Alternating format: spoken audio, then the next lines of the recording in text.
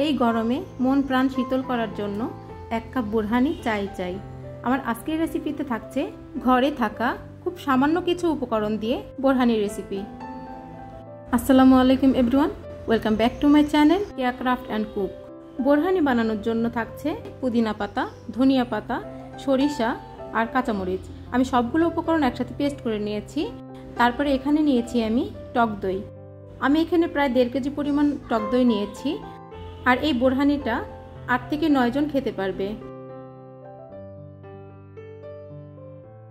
এর মধ্যে আমি দিয়ে দিচ্ছি কাঁচামরিচ, তারপরে পুদিনা পাতা পেস্ট। এগুলো পেস্ট না করে আস্তেও দেওয়া যায়, আবার সবগুলো উপকরণ পেস্ট করে দিলে ভালো হয়, তাহলে মিশ্রণটা মিহি হবে। আমি কাঁচামরিচটা যদি পেস্ট করে দিতাম তাহলে আরও বেশি ভালো হতো। আমি সবগুলো উপকরণ পেস্ট করে দিয়েছি, কিন্তু কাঁচামরিচটা পেস্ট করে দিইনি। এবার আমি ব্লেন্ড করে নিচ্ছি। ব্লেন্ড করা হয়ে গেলে আমি একটি পাত্রে ঢেলে নিয়েছি। এবার আমি এর মধ্যে দিয়েছি 1/2 কাপ পরিমাণ চিনি, সেই সাথে 1 টেবিল চামচ পরিমাণ বিট লবণ এর মধ্যে দিয়ে দিয়েছি।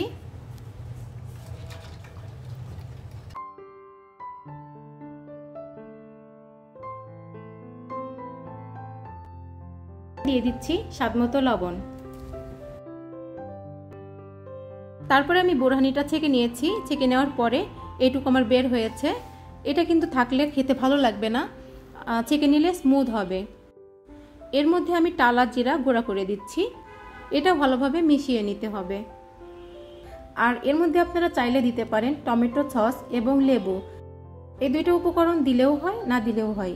টমেটো সস এবং লেবু দেইনি, তারপরে আমার টেস্টটা কিন্তু হোটেল স্টাইলে এসেছে। এভাবে বানানোর পরে বোতলের মধ্যে রেখে নর্মাল ফ্রিজে রেখে দিতে হবে আধা ঘন্টা থেকে 1 ঘন্টার জন্য। তাহলে কিন্তু খেতে দারুণ লাগবে এবং মন প্রাণ জুড়িয়ে যাবে। আমার আজকের রেসিপিটা অবশ্যই বাসায় ট্রাই করবেন, করে জানাবেন।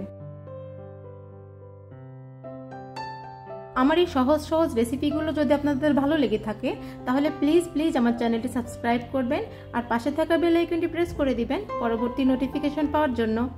সবাই ভালো থাকবেন। আল্লাহ হাফেজ।